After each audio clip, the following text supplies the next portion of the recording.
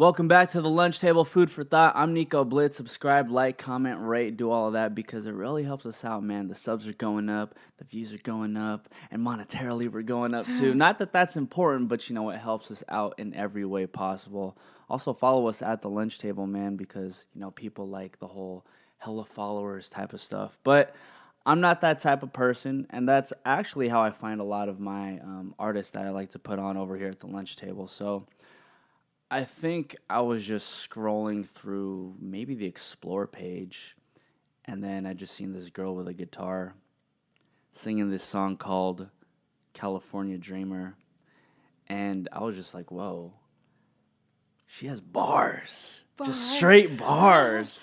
She goes by the name of Sera. Mia, what's popping, homegirl? Hi, how are you? I'm happy to be here. I'm happy to have you, man. Yeah. It's a good Saturday afternoon. We had to reschedule this a couple times, but I'm happy you're here. Me too. I appreciate the peace sign around your peace neck. And love. Yeah. Do you wear that a lot? I wear it all the time. Yeah, every time I perform. It's kind of like my good luck charm. Like, I'm just all about peace, love, togetherness. That's kind of like what the music is about and just the whole vibe in general. Yeah. So, yeah. Why would the peace and love, though? Where did that come from? Maybe just growing up in a really loving household. Okay. Like, I just that's my message with my music and what I'm trying to do is just to, bring peace and love to people through music because I feel like that's what music has done for me in my life. So just really important to me when people, and then, playing live shows and when I get that energy back and see, what the music does for people, it's, really special. So it's kind of what we center everything around. I feel you. Yeah. I think one person who was getting a lot of backlash, at least in the hip-hop realm, for pushing the peace, love, positivity type stuff is Logic, because a lot of people see that as corny, but it didn't really make sense to me because that's the type of life we all should be living, you know what I mean? Yeah. I think not being peaceful is corny, you know what I mean? Yeah. I think we should all be pushing towards being more empowering and loving, and I think it's really special when I see people say oh, your music brings me peace, or your music does something for me that's positive. That's why I do what I do. So I think it's really important. I feel like listening to your music, I can study to it, or just have good ambiance in the background, and I mean that in the best way possible. Because for me, being in radio, I just hate listening to music. So when I hear something like California Dreamer, which is very dynamic, kind of rocky in a sense, I'm like, cool. It takes me a step away from all the hip hop. Yeah, I appreciate that. When I wrote it, I was thinking of what I wanted the song to be, and I was thinking that I wanted it to be a feel of teenagers driving down the coast of California, top down, on their way to the beach, that kind of feeling that you get when you listen to Tiny Dancer by Elton John. That type of feeling was something that I wanted to capture. And when we went in the studio, that was something that I really, really, really was really adamant about with the producer, and I feel like he really brought that feeling to life through all of the instrumentalists and just the way that he did everything. It was all 100%. About a feeling. Yeah, for sure. Yeah. So are you from California? I am born and raised. What city? I live in La Palma right now, but I'm just Orange County. Okay. I've been in Orange County my whole life, pretty much. That's cool. So then what was it like for you growing up in Orange County? I mean, it was weird in school, but because I was in public school for all the way through sophomore year, and then I started getting busy doing music and stuff like that, and so I homeschooled for the rest of my high school. Yeah, so I had different school experience, I think. Damn, so you pursued music. So sophomore year is what, maybe 16? So 15. So you started pursuing music when you were 15. Yeah, I started taking singing lessons and taking it seriously when I was about 13. Yeah. But I didn't start actually pursuing to where I was getting busy to be in school until I was about 15. Yeah. That's crazy. So when does a parent look at you and say that's the right move? My mom has always believed in me, and I feel like she's behind anything that I want to do. She's just always been so supportive, and I think I was kind of scared to make the jump because I had always said, "Oh, I want to be a marine biologist. I want to work with sea animals or whatever." When I was younger, But I have always been singing. Like, I used to sing Twinkle, Twinkle, Little Star back to my mom when I was a baby. So I've been singing my entire life. Yeah. So she got me singing lessons as a Christmas present when I was 13. And That's hella cool. right? Yeah, that's tight. Yeah, she's awesome. And we got the singing lessons. And then after she started to kind of see like this love for it grow in me, she was like, if you don't want to be marine biologist, you can say you want to be a singer. If this is what you want to do, wow, you can do it. And so her giving me that push and kind of like releasing me from this idea that I had to do a sort of conventional, traditional job was like really, really freeing. And after that, I was like, I'm going to be a singer and nobody can tell me anything different. Like, that's kind of where it started. That's really cool because I feel like it's a lot more difficult for parents to accept the fact that their kid is growing up in a very much more artistic way. Yeah. And to see your kid pursue that with, it's a 50-50 chance. You're either going to make it or you're not type of thing. Like your mom had a lot of risk. Yeah, 100%. She has a lot of faith in me. You know what I mean? Like at the end of the day, if nobody else believes in me, I know that it's me and her. You know what I mean? We have been like, Oh, okay. That's what I was assuming. I wasn't entirely sure. Yeah. So we've just been writing since I was, really little. We've just been pushing and trying to make things happen and meet people. And yeah. But she's always been like such a strong pillar of support. Even when I feel like, oh, I don't know, she's always the one that's like, come on, we got to work. Get your shit together. Yep. So then, being homeschooled, right? Did you have friends growing up in high school then? Or were you kind of distant from that? I had friends when I first started high school, but just kind of like after I left, it was hard to keep in touch. And so I was pretty isolated when I was homeschooling. I was it was like a school where I would go and take a test once a week and then I would do everything else at home. But like, I don't know, I feel like being alone and going through that really fueled a lot of creativity, and I was able to write and create, and I'm already an introvert. I'm really shy. So like taking time and being by myself is really what kind of makes these songs come to life. So, it was a blessing in disguise, I think. Yeah. Yeah. Well, I think even being an introvert, I think a trend that we're seeing now in a lot of people is just really owning who you are. Mm-hmm. And I feel like if you're an introvert, in order to become the best version of yourself, you really have to dive into like what an actual introvert is, because you probably find yourself just like thinking of endless possibilities of like anything. 100%. And I think like trying to find a balance between being creative, and because I always tell my mom, I'm like, I'm such a hermit. Like if I'm not at home writing songs, I'm like out playing shows, because that's where I get like my energy and my love from, just like playing shows and feeling how people respond on stage. It's such a specific feeling that you can't get anywhere else. You know what I mean? So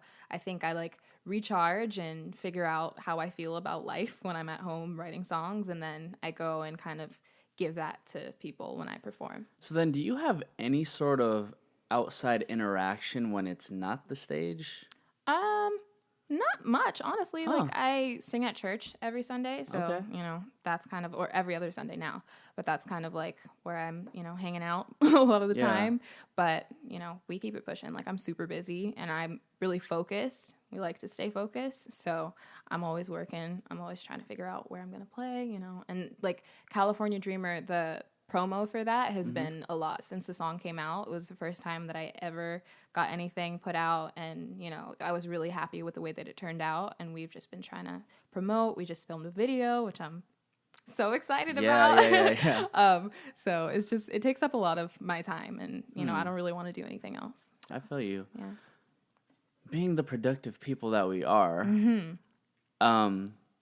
though I'm in a relationship right now, there are moments in which I feel, I guess, a little bit lonely, because I feel like, in a sense, sometimes work is a little bit more distracting from like the real life that we live outside of our work. Do you ever feel like you get a sense of loneliness because you're always so busy and productive and you're not having outside interactions with other people? I mean, I think sometimes, but I also think like the music and the things that I write about kind of tie into like my connections with other people, if that makes sense. So when I'm writing songs and I'm writing about love or just like telling people stories, because I like watching people and writing songs about that type of situation. So like doing that and then going and performing and seeing that it means something to people is like, it kind of combats the lonely feeling, if that makes sense. You know, seeing how people connect, and then like people online send me messages all the time saying like, oh, your music helps me do this. Like I have insomnia and I listen to your music to sleep. And it's like, you know, that type of stuff is like, you know, you can feel lonely when you're really busy and you're only focusing on what you're doing, but it doesn't really feel like work because I feel like I'm making connections with people all the time. You know what I mean? You. Even if it's like small connections. Yeah. Huh? Yeah. Even if it just means like, oh, this is something that helps me. People say stuff like, oh, this is a really good song to wake up in the morning and listen to. And I'm like, that's enough. You know what I mean? Like, just that it means even something small to people, and people reaching out and telling me that, and then, you know, seeing the reactions when I'm playing live and stuff like that. It's like, I feel really connected. I'm getting this idea in my head in which, like, imagine you are in a room with like millions of people, right? And not once do you like talk to anybody, so you don't really know what the fuck is going on. But I feel like you're in a room with a million people, literally talking to every single person, and then just getting that one spark of like, oh, hey, I know you a little bit more because you actually relate to my song. Yeah, 100%. It's all about connections. And I think like, you know, watching people and being a observer or whatever, because I'm more shy and I'm more reserved when I'm around a bunch of people, I think that really fuels all of the music. Like, I remember me and my mom were at like a restaurant or something like that, and it was one that we had been going to, and there was this guy that was cooking in the back, and I could hear kind of a part of his conversation, and he was talking about leaving somewhere, and he was like, yeah, man, like, I just hate goodbyes. And I was like, that was like enough for me to go, I need to write a song about this. You know what I mean? That's the type of stuff that I do, is just because I feel like people's stories, even when you get little fragments, you know, it's like the most inspiring thing to me, even sometimes more so than like me going through stuff, because when I go through stuff and when I'm like living and experiencing and stuff like that, it's like I'm writing songs to kind of work it out. Sometimes you don't know how you feel, but how other people, or how you interpret how other people feel, is more definite. You know so then what I mean? were you interpreting based off him saying, I just need to say goodbye? He just said, I hate goodbyes. Or I hate goodbyes. I was feeling like I wanted to write a song about leaving someone and just not even saying anything. Damn. Because you hate saying goodbyes and like what that is, you know? And I was like, oh, I should have like recorded just the atmosphere in the room, because you could hear like people, you know, cooking and like little chatter and stuff like that. And I was like, oh, you know, it's that type of stuff. I like telling stories, and I feel like I read a lot. That's another thing. Is like I'm really big into literature. So like, you know, really dramatic, like what kind of books stories. Are you reading right now? Right now I'm reading Winesburg, Ohio, which is like, it's like, it came out in like early 1900s. Educate us. It's like an old grotesque novel about these different stories of people in a town. So every chapter is telling a different story of a different person. And they're like grotesque, but it's not like grotesque as in horror now, like the way that horror is now. It's kind of like, this makes me feel weird and I gotta figure out why. You know what I mean? So it's really interesting, and I like the way that it's set up, because it's not just one person's story, you know, it's everybody. What story amongst like those compilation of stories have you grown attached to the most? There's a story called Hands about like a man that was kind of rejected from society. He kind of like isolated himself, and like, I don't know, ever since I read it the first time, because I read it when I was maybe like 15, I've always remembered this story, and I just went back and read it. So getting through it, I just like started, but yeah. That's an interesting one. Someone who's just like very distant from society. But he kind of like put it on himself, you know, and it's like I feel like every story kind of speaks to something that everyone is going through, like loneliness or fear or like whatever. And so it's really interesting, just like the way that the stories are told. And I like that it jumps from person to person. Yeah. You know, I mean, even that little story kind of relates to you in a way, just because you like isolation. Yeah, I think so too. That's probably why I connect to it. Yeah. But I feel like, I don't know, it's really special. And I like a lot of older literature. Like, I started going back and reading some older books, because I just feel like the way that stories were told then and now is different. In what way? I feel like a lot of the whimsy has kind of gone out of books now. It's like, this happened and this happened and this happened, instead of like telling the story in a really dreamy, romantic way like I would like. Like some metaphorical stuff. Yeah, exactly. I get you. I'm into that kind of Yeah, stuff. no, I feel you because honestly, when I'm watching Netflix or whatever, and I end up watching a show that's very metaphorical in the sense, like, have you watched what was it, Black Mirror? Mm-mm. Okay, so then there's this Black. Do you know what Black Mirror is? Not okay, it's really. it's basically this like futuristic technology show that tells you how technology can fuck up the world, right? Mm-hmm. So there was this one episode where it's very modern, but there was this one episode where it was just black and white, and there was basically like these robotic dogs roaming around killing people, and it was more so like terror. And for some reason, I'm the only person amongst like everyone who's watched Black Mirror who said like, "Yo, that's my favorite episode." They're like, "Why?" And I'm like, "Because it's metaphorical. The like all this technology is like gnawing at us and always like constantly like killing at us, but then like we just let it happen. Yeah. Like we see people die every day because of technology. Well, I mean, in a sense, but like people become a little bit more brain dead since we're just so like glued to our phones. And it's like stories like that where it's not so direct. Where I'm just like, that's the shit because you're not supposed to get it right away. I like that kind of stuff, and I think like technology desensitizes us to a lot of stuff, I think. Yeah. You know, that's kind of probably something along the lines of what that is trying to say, is just like the stuff that we see and the stuff that we're exposed to on a day-to-day basis that, like, you know, 50 years ago, what we wouldn't be. Yeah. Is kind of crazy. Just, you know, I try to keep it, you know, Instagram is for what I'm working on, but I'm not like, you know, into it a lot. So then what's your like... I guess what's your daily routine looking like? Do you just like wake up, start making music, read a book? I mean, pretty much. I always am practicing for shows. I have pretty, you know, crazy practice routines, and then what's your practice routines? Well, usually we figure out what I'm playing, so like different set lists for different shows, and just do it until it's right over and over. Because I'm a perfectionist, so I'll practice for hours and hours and hours until I feel like things are good. And my mom kind of has to sometimes put a little limit on what I do because I'll blow my voice out because I'm practicing so much, and then like I'll be raspy. You know, my voice won't be as good for the show because I was trying to practice for the show. So doing that, and then just writing, and when I'm not writing, practicing. It's like back and forth, you know. Yeah. Yeah. So then even prepping for or having your shows, where have you performed your music? Has it only been across California? Yeah. Okay. Yeah. I want to tour and I want to travel, and that's something that we want to do, but I feel like I need to put out an album first. Yeah. You know, once I get a full-length album out, I feel like we'll be able to expand where I'm playing, but it's been mostly shows around LA and Orange County and stuff. Oh, tight. Yeah. What's been your favorite spot so far? My favorite spot? I like the Federal Bar. Okay. I used to play a lot of the Federal Bar. Where's Federal? It's NoHo. It's in North Hollywood. Oh, so it's around here.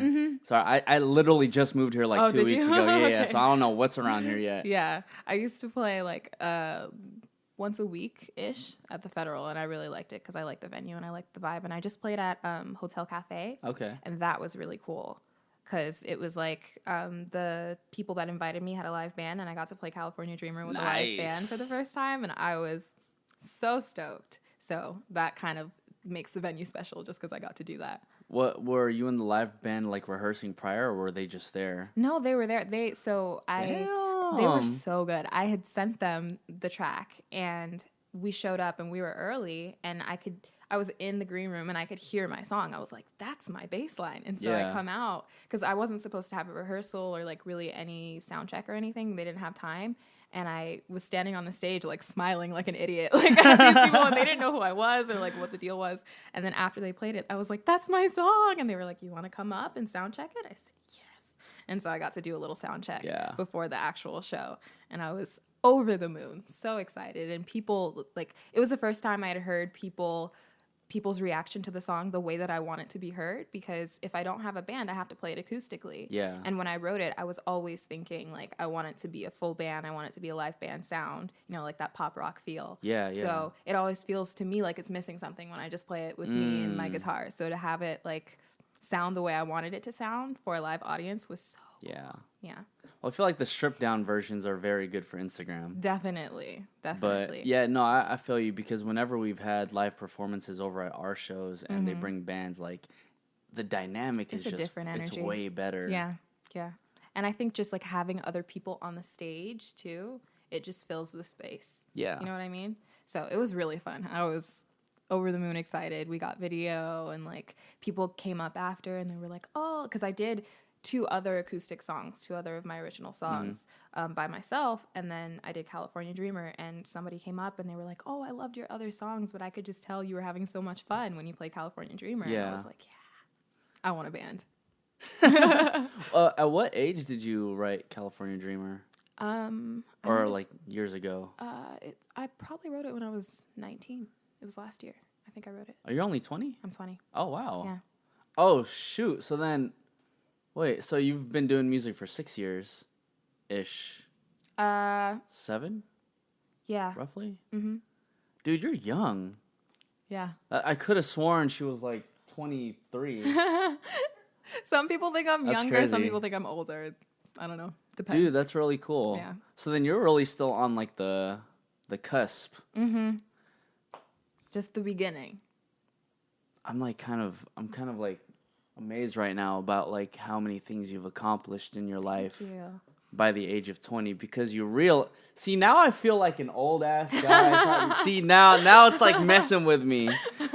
Now it's really messing with me. Now I feel like this old ass guy just trying to like make sense of everything. Okay, so now do you not realize how many feats you've accomplished like at just being 20 years old? No, I mean, it's just, what we're trying to make happen. I feel like every time we accomplish something, we're already thinking about, okay, what's the next thing? I can't get too caught up in like, oh, I'm doing awesome. Like, I need to kind of focus so that I can continue to move forward. So it's not really something that we think about a lot. And I think I probably don't feel as young as I am because I left school. You know what I mean? So I graduated high school early, and I was kind of like working since then, always, busy and doing stuff. So I never think about it until I'm trying to play a show and they're like, oh, you're not 21, so you can't come. Like, that's the only time it's an issue is 21 and up shows. Well, it's like, no, but I'm just trying to perform. I don't want to drink. I'm not going to drink. Just let me play, and I will leave after I play. You have a really good head on your shoulders. Thank honestly. you. I wish I knew that much when I was like 20. I got a good mom. That's why. No, that's really good. With that said, like, your mom's in your life. Is your dad in your life? Mm-hmm. Okay. Yeah, both parents. That's good. It's me, my mom, my dad, and my grandma. So Aww. tight-knit little family we got there. So then I'm assuming that your grandma and your dad is also very supportive of you and your music. Definitely. It's really like fun to, come home and be able to tell what we've been doing and what's been going on. My grandma's always like, she really likes to know. She's like, spill the tea, tell me what's going on. So every time we get something new, I'm always like, and I'm telling her about everything that's going on. And she's just like so supportive and so sweet. And grandma's always praying for me. So like, just to have that support is, I don't think I could do it if I didn't have them. Yeah. Yeah. That's good PR. Yeah. No, I'm just playing. No, but that's really good, because I think it was just last week when I felt like I actually got that stamp of approval from my parents, in terms of like all this, because I did a show and like we packed that shit. So it was crazy good. And my parents were there just like witnessing everything. And, just to feel that reception from the crowd and from my parents. Then my mom texts me like, oh, you did a great job. I'm like, oh, thank you. Yeah, it means a lot. Yeah, no, it really does mean a lot. And I feel like a lot of parents nowadays should recognize that if your kid or your child is doing something like really good like that, I mean, they're either like, they're going to figure it out if they want to do it or not. So you as a parent kind of have to realize, okay, I'm just going to have to go with what they're doing with right now. Yeah, definitely. I have so much support and so much freedom from my parents. Like, if I decided tomorrow, oh, I want to be an astronaut, my mom would be like, okay, let's figure it out. You know what I mean? That's just the type of support and like love that I have. And I feel like that kind of fuels a lot of the songwriting and just like me being able to deal with the process of like trying to make things happen and it doesn't always work, and like that type of struggle. Like, I can't imagine going through all of this and, trying to make this work without having someone behind me like, you can do this. You know what I mean? So are there any times in which I guess you break down, like you feel like it isn't gonna work, and then your mom's kind of there to just yeah. I feel like things get tough when like things don't pan out the way that you expect, you know, because it took us a long time to get a song out. We've been trying to make things happen and trying to make things work and just have not been with the right people. So once we finally got with the right person to make the song and it finally came to life, it was like we could go, you know what I mean? Like we could finally take a breath and say, you know. Are you referring back to California Dreamer? California Dreamer, yeah. So just seeing the way that came to life gives me hope for the future, you know what I mean? And I feel like we kind of pick each other up. We're both like, you know, we got to do it. We got to make it happen. Even like in times where it feels like we're the only two that believe that it's going to work is us. You know what I mean? Yeah. So. Well, I mean, you definitely have to believe in your craft. And knowing that you're a perfectionist, you just want to make sure it's like dead ass perfect at that point. Yeah. I'm happy with like the way that California Dreamer turned out because the producer was really good. Nathan Walters, he's amazing, super talented, and he really wanted to cater to what I wanted. And it was kind of the first time that I have been in a situation where a producer like really wanted to just bring my idea to life. And so every little detail that I wanted to change, anything, he was like, he made it happen. So I was super, super happy. And like, even with the vocals, when we cut the vocals, I cut them a second time because I didn't like the first one. So we went back and we cut the vocals with a really good engineer. And I got to like sit behind him and tell him what parts I wanted to keep and what parts I wanted to cut. Yeah. So there's nothing in the song that like when I listen to it, I'm like, oh, I wish I had said something. You know what I mean? So that was really a gratifying experience. Now I feel like I'm spoiled. Like next time I do a song, I want to do it like that. You know? Well, I feel like you should. Yeah. Because I think a lot of artists, and I think this is where you get the edge per se.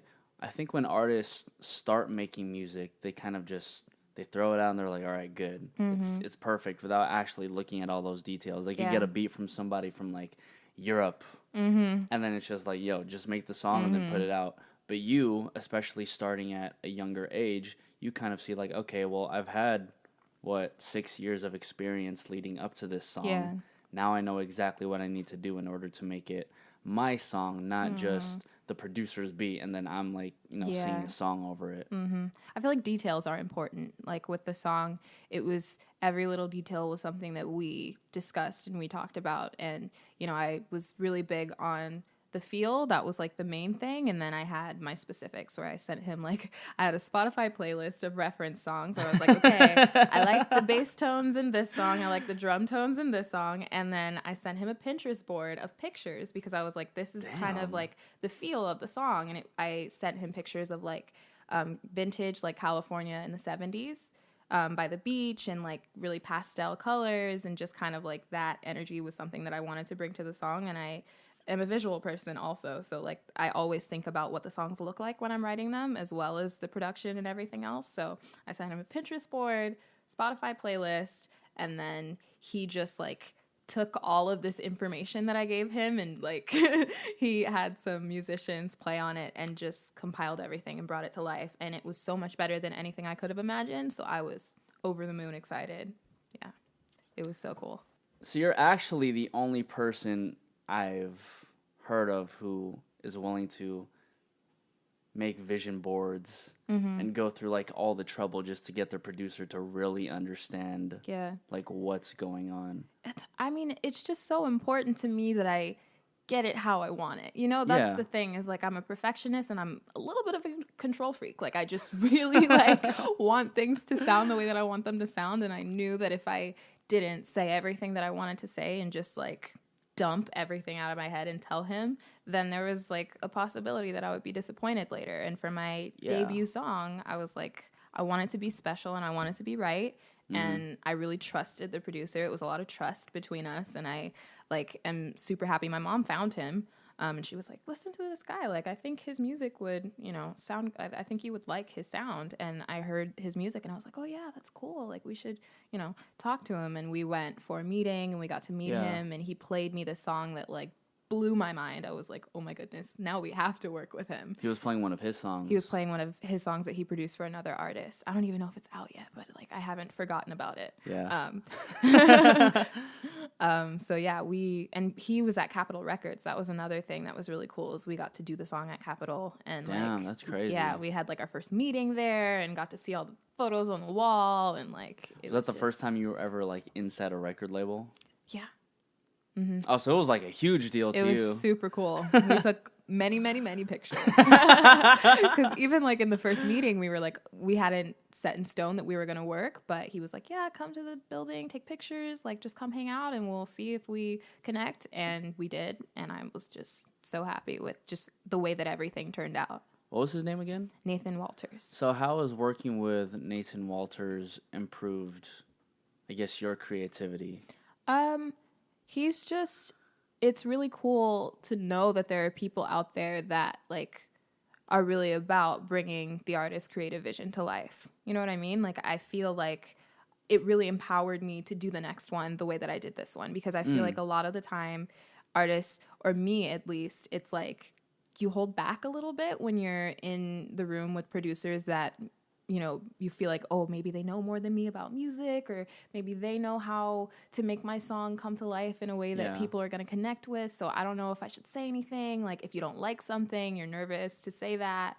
And then, like, you know, it's like a man's world also. Yeah. So, like, being a young girl is kind of, it can be awkward in the studio speaking up when I feel like I don't like something, or I'm not, you know, I feel like, oh, like, I don't know what I should say, or like, I don't want to offend anybody, or, you know, there was always those types of fears and those types of worries. And when I met Nathan and, you know, we decided we're going to do it how we want to do it. Yeah. He really kind of, just in the way that he handled that and the way that he responded to everything and just really saying, I just want to make you happy. It was like, okay, I could do this. You know what I mean? Well, you were comfortable at that point. Yeah, definitely. Because he made me comfortable. I think that's really important. Again, like, when you have a producer produce a song that you've written alone in your bedroom, you know, it's just me. Like, it was like I was trusting him with something that was really important to me. Those songs are like my babies. You know what I mean? Like, I really care about, you know, the songs, and I really care about the way that they turn out, because I want them to connect to people in the way that I connect to music that I love.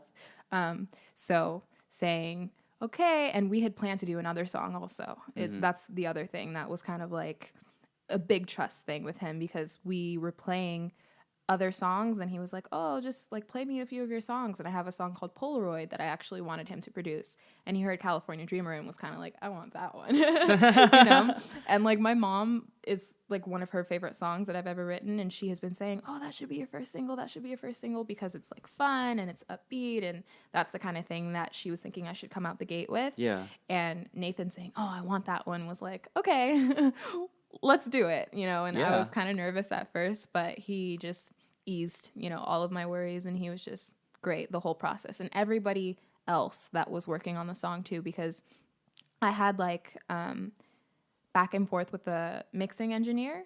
So Nathan and the people that worked on the song are in Nashville, so he had to kind of do like long distance. But I was on the phone with the sound engineer like for mixing. So we did like 5 back and forth mixing sessions, I guess, because I couldn't actually be there in the room while he was mixing the song. He would mix, send me the version, and then I would go to like Starbucks and sit down with my headphones on. Yeah. And like I had like little charts where I would write down. I typed out the lyrics of the song. Okay. And then I highlighted certain parts, and I was like, okay, I want this word to be louder here, you know, like at 35 seconds, wow. I want this to be different, or I want this. And I had like really detailed notes, and then would talk to him on the phone and go over the notes that I sent him. So everything was like, you know, very even from specific. Even from long distance, you just wanted to make sure everything was on point. Mm-hmm. And the fact that they were open to that, because I was like, I don't know if he's going to because I'd never gotten to the mixing and mastering process. Yeah. That's the thing, is like, I've been working in the studio since I was probably 15, 16.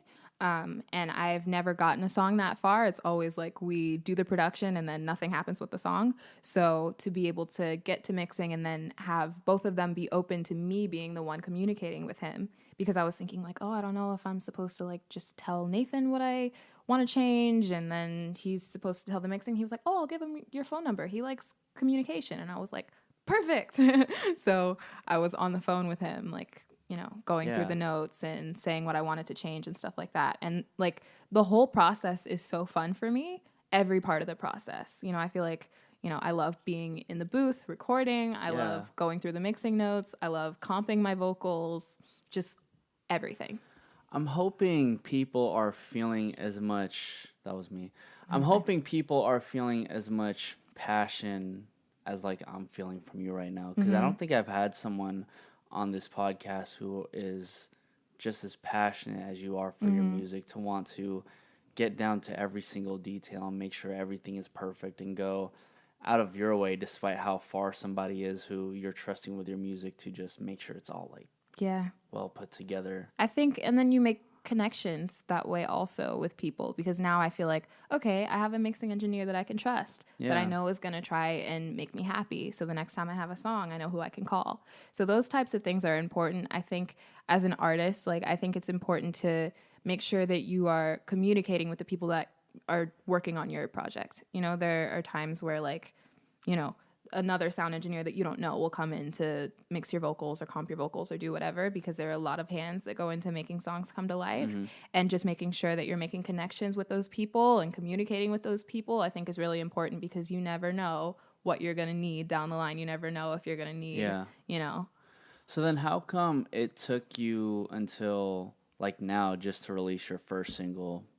Because what was it due to the, I guess, not finding the right person to mix and master a song, or like what was up with that? It was due to not finding the right team. So there were like, we've had quite a few instances where we're like, okay, we found this team that's gonna, you know, do the things that a label is gonna do for me. So they're gonna help me promote my music, they're gonna help me distribute, they're gonna help me do this stuff. And then kind of like going in and realizing that like maybe people aren't as dedicated as we are, you know, because we're always trying to work. We're always trying to get in the studio, always trying to get something out, you know? I know people like that. Exactly. Shout out to them. Exactly. And so, like, we've been in so many situations where it's like, I feel like a sitting duck. Like, I want to work. I want to be in the studio. I want to make music. And the people that are supposed to be helping me do that are not doing what they're supposed to be doing. So then I feel like, oh, I can't be getting my music out, you know? Yeah. So it just came to a point where we were like, you know what? If we want to do this, you want anything done right, do it yourself. You know, that was kind of, we just hit a wall where we were like, we're not doing this again. So that's when my mom started reaching out and looking into producers that she could personally contact and say, this is what we want to do. And it's just been like so crazy how many people we kind of like have picked up along the way, because we've met like a director for a music video, and we've met multiple like vocal engineers, and just doing it ourselves and making sure that we're not only surrounding ourselves with people that we can trust, but also people that are really good at what they do. You know what I mean? It's so interesting like how these opportunities make other opportunities, you know, because the director that did the California Dreamer video, we met at a church event. So my church was doing an event for Halloween, and they were like, oh, can you come and play some of your music? We know that you do secular music, and we want something for the Halloween carnival festival thing. And I was like, oh yeah, sure, I'll do it. And I came with my acoustic guitar, and I played for like an hour for like some kids dressed up for Halloween, thinking nothing of it. And the director was there, and he was taking photos and stuff of me, and he was like, oh, I think like your music is really cool, and I feel like you really connect with people. I'll do a music video for you. Damn. He was like, I'll just do it. And I was like, that's crazy. Yeah. He heard the song, and so we, you know. And again, you had no expectations of him ever being there. No, I didn't know who he was until I got there, and he was saying that he wanted to take pictures for like our church website for promo or something. And I was like, oh, okay. And so then he heard the song, and he really connected it, and he was like... See, I think that just proves like this point I was trying to make to a lot of artists. It's like you never really know who's watching you. Yeah.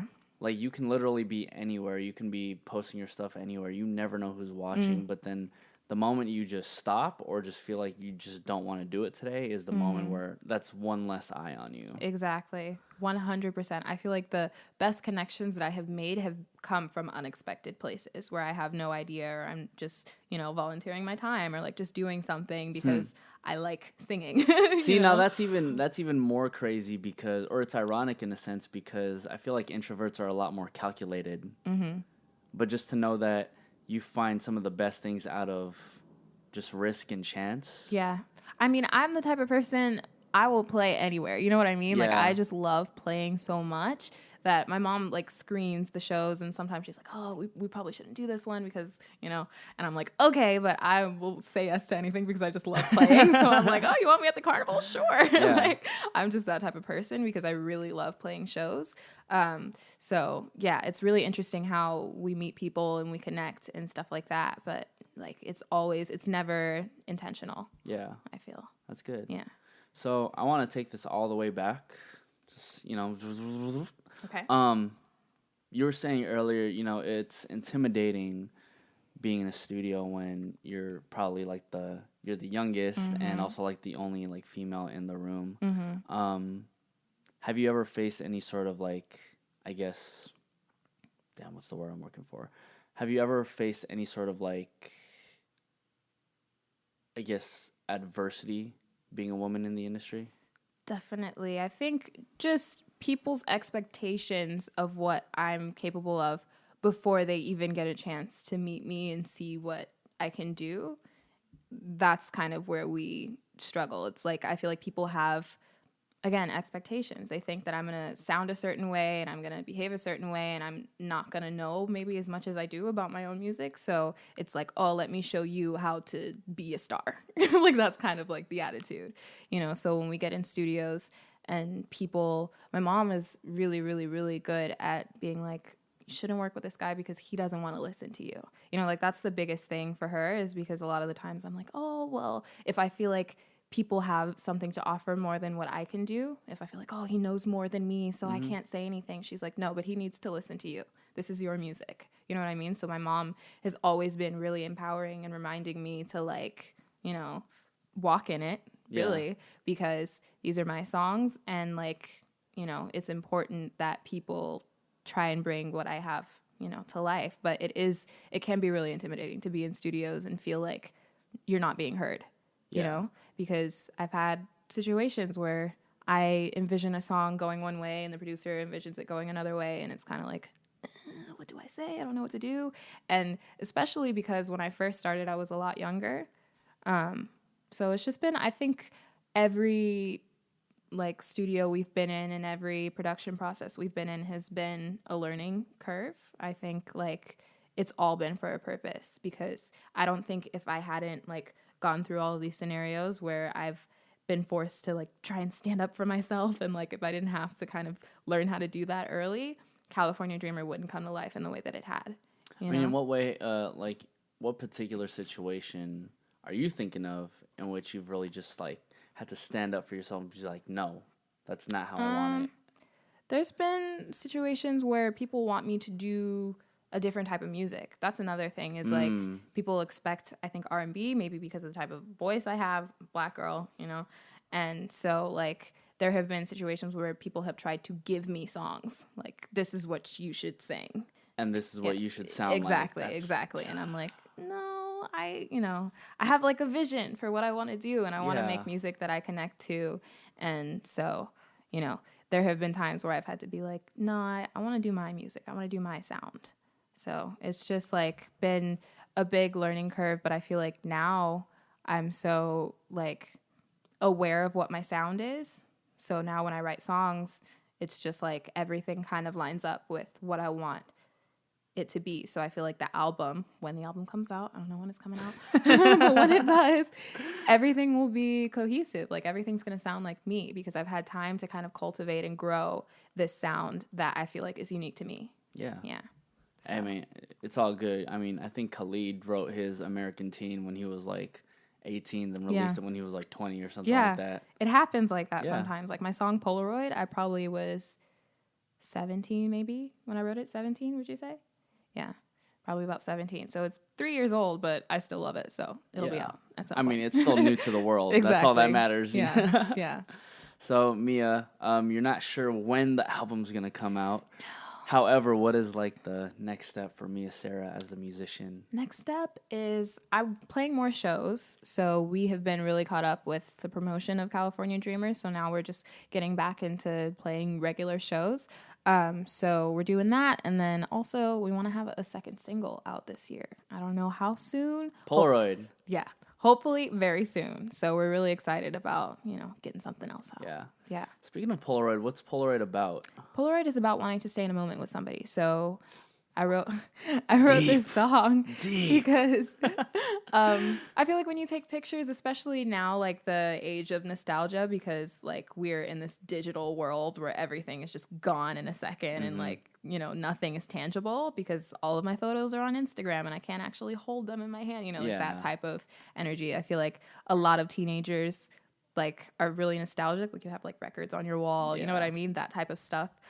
So I really wanted to write a song about that feeling of like wanting to hold on to something, wanting to hold on to someone. So I feel like taking a Polaroid picture is a way that people try to hold on to little moments and keep them for as long as they can.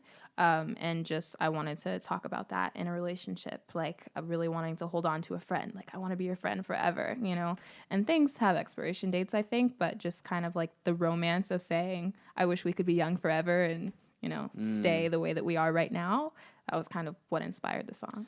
It's crazy because just talking to you, there's not one instance in which anything is missing, if that makes sense, because everything kind of just ties in together. You mentioned nostalgia a lot, like a lot of your fans who listen to you, they're like, oh, I get a sense of nostalgia. Yeah. And the irony in you being like very busy, you like to hold on to like little things and little connections between people. So when you make a song called Polaroid and you're really embodying that, it kind of tells me no matter how busy you get and how much music can make an impact in your life, that you're still human. Definitely, 100%.